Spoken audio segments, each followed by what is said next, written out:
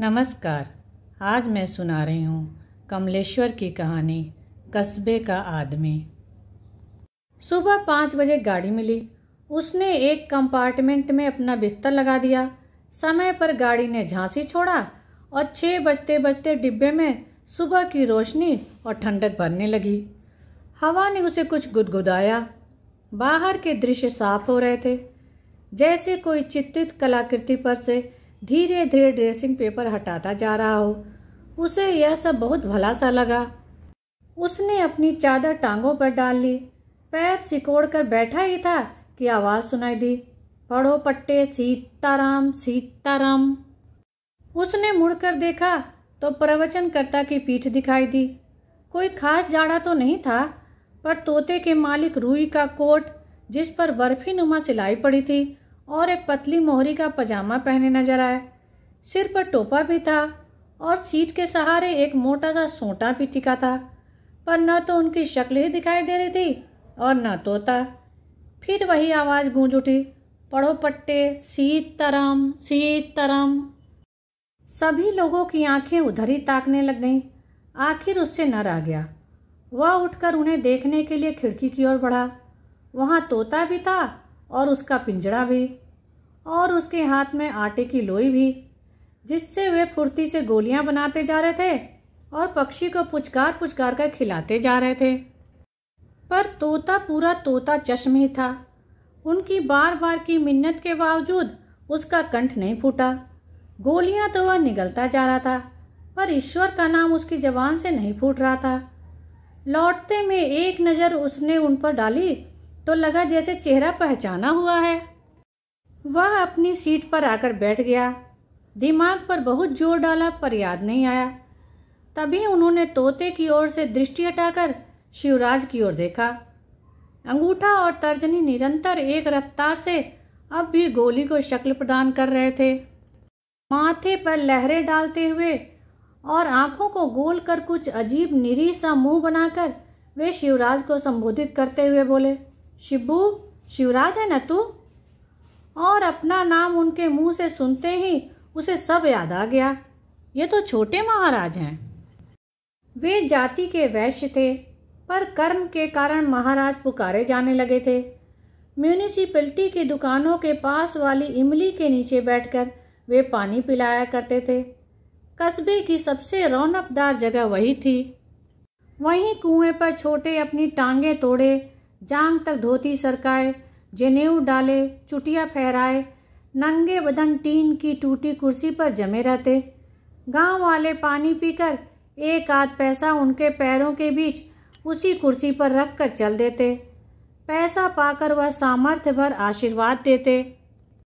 जब एक कुल्हा दर्द करने लगता तो दूसरी तरफ जोर डालने के लिए थोड़ा सा कसमसाते, और इसमें अगर कहीं कुर्सी ने खाल दाव ली तो 3-4 मिनट लगातार कुर्सी को गालियां देते रहते।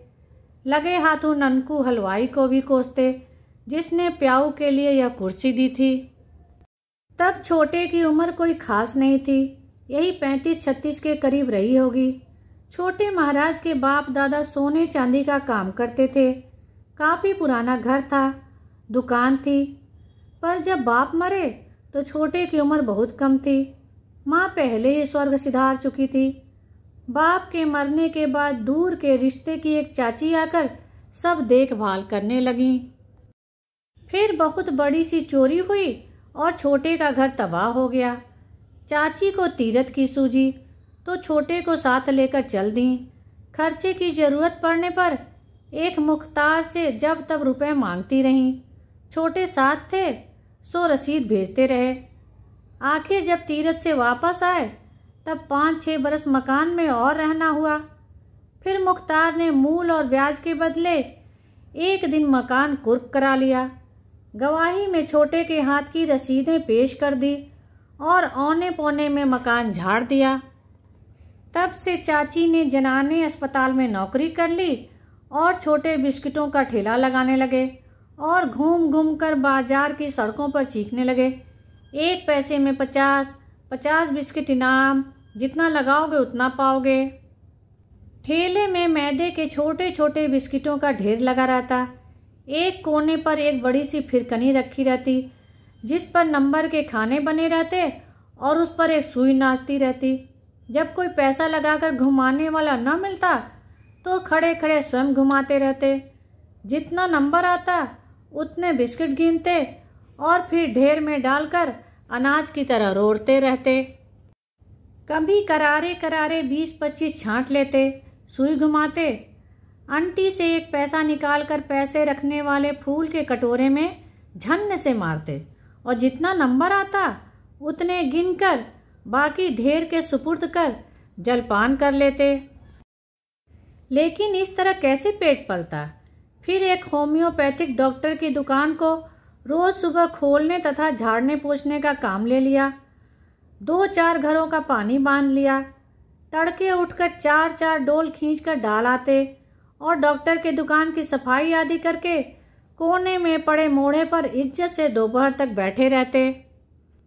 डॉक्टर साहब की अनुपस्थिति में मरीजों के हाल चाल पूछ लेते, कुछ देसी दवाइयों के नुस्खे बताते और जर्मन दवाइयों की अहमियत समझाते। तभी से छोटे अपने को बहुत कुछ एक छोटा मोटा वैद्य समझने लगे थे। मरीज की दशा देखते ही रोग का ऐलान कर देते। तमाम रोगों के इलाज पर उन्होंने दखल जमा लिया था। जब मोतियाबिंद हो जाने के कारण डॉक्टर साहब को दुकान बंद कर देनी पड़ी तो छोटे अपनी कोठरी में ही एक छोटा सा औषधालय खोलने का मंसूबा बांधने लगे। रतन लाल अत्तार के यहाँ से 8-10 आने की जड़ी बूटियां भी बंधवा लाए, जिन्हें घोट पीसकर और कपड़ छन्न करके सफ़ेद शीशियों में भरा और ताक में सजा दिया। फसली बुखार, हरे पीले दस्त, नाक कान सिर दर्द की हुक्मी दवाइयाँ बांटने का ऐलान भी कर दिया। पर गली के परिवारों का सहयोग न मिलने के कारण उन्होंने इस नेक इरादे को छोड़ दिया। सारी हकीमी दवाइयों को थोड़ा थोड़ा करके चूरन की पुड़ियों में मिलाकर आखिर उन्होंने अपने पैसे सीधे कर लिए। इस तरह के न जाने कितने घरेलू धंधे उन्होंने चलाए। जन्म से वैश्य होते हुए भी प्रकृति से परोपकारी होने के कारण उन्हें ब्राह्मणत्व भी प्राप्त करना ही था। इसीलिए जब गली टोले के लड़कों ने उन्हें प्याऊ पर बैठते देखा और चमकदार काली पीठ पर जनेऊ दिखाई पड़ा, वे वंशगत भावनाओं से अनजान कर्मगत संस्कारों के आधार पर उन्हें महाराज पुकारने लगे। तभी से छोटे लाल छोटे महाराज हो गए। जिस इमली के नीचे वह बैठते थे उस पर देव की कृपा से महूक ने छत्ता धर लिया। तो एक दिन अंधियारे पाक में जाकर स्टेशन के पास से एक कंजर पकड़ लाए। छत्ता बटाई पर तय हो गया, पर छोटे महाराज शहद का क्या करते। चलते वक्त उसे कस दिया कि आधे दाम कल आ जाएं। पर महीना भर टल गया। झोपड़ी पर तगादा करने पहुंचे। नगद पैसे तो मिले नहीं। अच्छी खासी डांट लगाकर पैसों के बदले में तोता छांट लिया। कंजर ने मिन्नत की कि तीनों तोते पेशगी दामों के हैं, इस बार जाएगा तो उनके लिए भी पकड़ लाएगा। पर छोटे न माने। 2-4 गालियां सुना दी। तैश में बोले, मेरे पैसे क्या हराम के थे? वह भी तो पेशगी में से ही हैं। ला निकाल जल्दी इस टुइया को। और तभी से यह तोता उनके पास है जिसे जान की तरह चिपकाए रहते हैं। शिवराज ने प्रसन्नता से उन्हें देखा। पाल आंगे महाराज कहकर बोला, इधर निकल आए महाराज, बहुत जगह है। जब वह पास आकर बैठ गए तो उसने पूछा, झांसी किसके यहाँ गए थे? यहीं एक ब्याह था, उसमें आए थे। आना पड़ा। अपनी कहो, लेकिन देख पहचान कैसा? नज़र कमज़ोर है लल्ला, पर अपने गली कूचे के पले लोगों की तो महक बहुत अच्छी होती है। और वे धीरे धीरे गर्दन हिलाने लगे। उंगलियों के बीच गोली अब भी नाच रही थी और पिंजरे में बैठा संतू गोली के लालच से मुंह खोलता, आंखें बंद करता, पर बोलता नहीं था। बदन तो तुम्हारा एकदम लटक गया है, पहले से चौथाई भी नहीं रहा। शिवराज बोला। उसे कुछ दुख सा हो रहा था। जब उसने पिछली मर्तबा देखा था तब कितने हट्टे कट्टे थे। यूं उम्र का उतार तो था, पर इतना फर्क तो बहुत है। भला उम्र बने बनाए आदमी को इतनी जल्दी भी तोड़ सकती है? गाड़ी की चाल धीमी पड़ गई। छोटे महाराज ने संतू के पिंजड़े को तनिक ऊपर उठाया, उसकी ओर प्यार भरी दृष्टि से निहारते रहे। तोता कुछ बोला। छोटे महाराज के मुख पर मुस्कान दौड़ गई। बड़े स्नेह से पुचकारते हुए शिवराज को बताने लगे, इसका नाम संतू है, यानी संत। जब बोले तो बानी बोले। हाँ, संत बानी सीताराम। इतना कहते कहते वे अपनी ही बात में डूब गए। गाड़ी रुकी। कोई मामूली सा स्टेशन था। छोटे महाराज ने पेट पर हाथ फेरा और सिर हिलाते हुए बोले, देखो शिब्बू, कुछ खाने पीने का डॉल है यहाँ? मिठाई वाला पास से गुजरा। शिवराज ने रोक लिया। छोटे महाराज बोले, कुछ ठीक ठाक हो तो पाव आध पाव ले आओ। मिठाई लेकर पैसे शिवराज ने दे दिए। दोनों हाथों में दोना पकड़ के शिवराज के सामने करते हुए बोले, लो शिब्बू, चखो तो जरा, अच्छी हो तो पाव भर और ले लो। और इससे पहले कि शिवराज चखे, उन्होंने खुद पोपले मुंह में एक टुकड़ा डालते हुए अपनी राय प्रकट कर दी, है तो अच्छी, बुलाओ उसे। शिवराज को बात कसक गई। वह चुप ही बैठा रहा। झांक कर मिठाई वाले को बुलाने की कोई दिखावटी चेष्टा भी उसने नहीं की। पर जैसे ही मिठाई वाला फिर गुजरा, उनकी दृष्टि पड़ गई। उसे रोकते हुए बोले, हाँ भाई, जरा पाव भर और देना तो। फिर शिवराज की ओर मुखातिब होकर बोले, ले लो शिब्बू, असल में बात यह है कि मुझसे अब कोई ऐसी वैसी चीज़ तो खाई नहीं जाती, दांत ही नहीं रहे, खोया वोया थोड़ा आसान रहता है ना। कहकर उन्होंने निष्काम भाव से खाना शुरू कर दिया। पैसे उसने फिर दे दिए। खाते समय छोटे महाराज का निरी सा मुंह और एकदम सट जाने वाले जबड़े को देखकर उसे रहम आ गया। उनकी झुकी हुई गर्दन, बार बार पलकों का झपकाना और जरा जरा करके खाना, जैसे सारे कार्य और तन की सारी भाव भंगिमाओं में लाचारी थी। उन्होंने एक टुकड़ा पिंजड़े में डाल दिया। तोते ने खा लिया।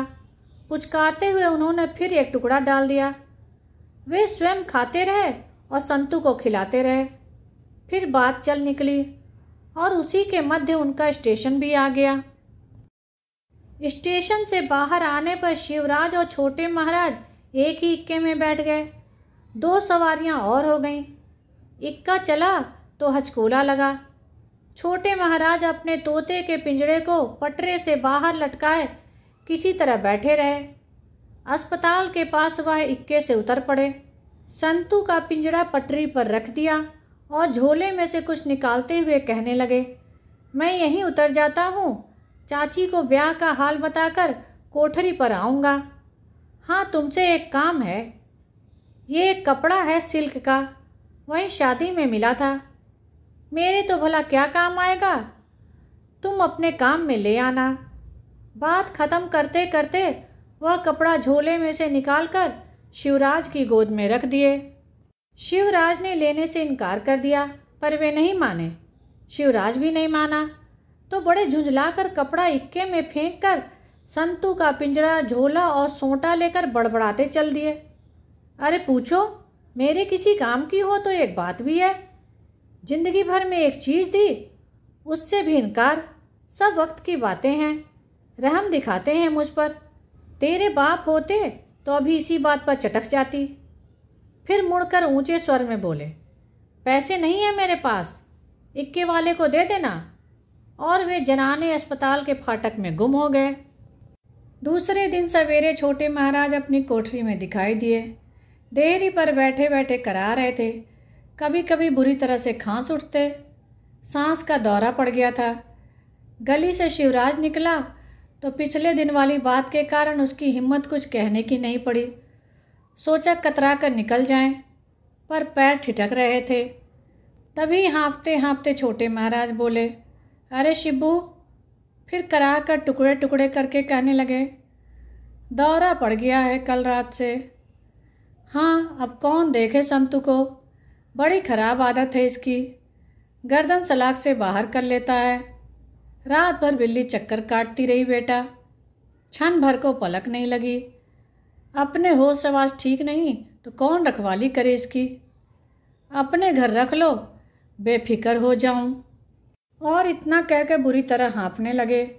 गले में कफ घरघरा आया तो औंधे होकर लेटे रहे। पीठ बुरी तरह उठ बैठ रही थी। शिवराज अच्छा कहकर पिंजरा उठाकर चलने लगा। तोते को एक बार पूरी आंख खोलकर उन्होंने ताका। उनकी गंदली गंदली आंखों में एक अजीब विरह मिश्रित तृप्ति थी, जैसे किसी बूढ़े ने अपनी लड़की विदा कर दी हो। सिर नीचा करके उन्होंने गहरी सांस खींची, जैसे बहुत भारी ऋण से उऋण हो गए हों। 3-4 दिन हो गए थे। छोटे महाराज की हालत खराब होती जा रही थी। अकेले कोठरी में पड़े रहते, कोई पास बैठने वाला भी नहीं था। चौथे दिन हालत कुछ ठीक नजर आई। सरक कर देहरी तक आए, घुटनों पर कोहनियाँ रखे और हथेलियों से सिर को साधे कुछ ठीक से बैठे थे। कभी करा उठते, धांस लगती तो खांस उठते, पर उनके चेहरे पर अथाह शोक की छाया व्याप्त हो रही थी, जैसे किसी भारी गम में डूबे हों। उनकी आंखों में कुछ ऐसा भाव था जैसे किसी ने उन्हें गहरा धोखा दिया हो। उनके कानों में बार बार संतू की वह आवाज़ गूंज रही थी जो उन्होंने दोपहर में सुनी थी। दोपहर संतू की कातर आवाज़ जब शिवराज के बरोठे से सुनाई दी तो वे घबरा गए थे कि कहीं बिल्ली की घात तो नहीं लग गई। बड़े परेशान रहे, पर उठना तो बस में नहीं था। शिवराज के घर की ओर बहुत देर आस लगाए रहे कि कोई निकले तो पता चले। काफ़ी देर बाद मनुआ तोते के 2-3 हरे हरे पंखों का मुकुट बनाए माथे से बांधे 2-3 बच्चों के साथ खेलता दिखाई पड़ा। देखते ही सनाका हो गया। संतू की पूंछ के लंबे लंबे पंख। किसी तरह बुलाकर पूछा तो पता चला कि मनुआ को राजा बनना था, सो उसने संतू की पूंछ पकड़ ली। बात की बात में 2-3 पंख नुच आए। छोटे महाराज का जैसे सारा विश्वास उठ गया। ये लड़का तो उसे मार डालेगा। इस वक्त तबीयत कुछ ठीक मालूम हुई तो बड़ी मुश्किल से उन्होंने अपना डंडा पकड़ा। हिलते कांपते शिवराज के बरोठा में पहुँचे और अपना तोता वापस मांग लाए। कोठरी में आकर उसकी बची पूंछ देखते रहे, पर मुंह से कुछ बोले नहीं, संतू को पुचकारा तक नहीं। शाम हो आई थी। तिराहे पर लालटेन जल रही थी। पूरी गली में उदास अंधियारा बढ़ता जा रहा था। उन्होंने संतू के पिंजड़े को भीतर रखकर कोठरी के दरवाजे उड़का लिए और फिर नहीं निकले। भीतर कुछ देर तक खुटपुट करते रहे, फिर रात भर कोई आवाज़ नहीं आई। सवेरे शिवराज उधर से निकला तो कोठरी की ओर निगाह डाली। दरवाजे उसी तरफ भिड़े थे। उसने धीरे से खोलकर झांका, देखा महाराज सो रहे थे। चुपचाप धीरे से दरवाज़ा बंद करने लगा तो गली के राम नारायण बोल पड़े, क्यों आज नहीं उठे महाराज अभी तक? और इतना कहते कहते उन्होंने पूरे दरवाजे खोल दिए। दोनों ने गौर से देखा। तोते का पिंजरा सिरहाने रखा था, जिस पर कपड़ा था कि कहीं बिल्ली की घात न लग जाए, परंतु छोटे महाराज का पिंजरा खाली था। पंछी उड़ गया था। छोटे महाराज ने स्वयं तो नहीं पढ़ा था, पर रामलीला आदि में सुनने के कारण उनका यह पक्का विश्वास था कि अंतिम काल में यदि राम का नाम कानों में पड़ जाए तो मुक्ति मिल जाती है। पता नहीं उनके अंतिम क्षणों में भी संतू तोते की वाणी फूटी थी या नहीं। धन्यवाद। मेरे चैनल को लाइक करें, शेयर करें और सब्सक्राइब करें, जिससे समय पर सभी कहानियाँ आपको मिल जाएं।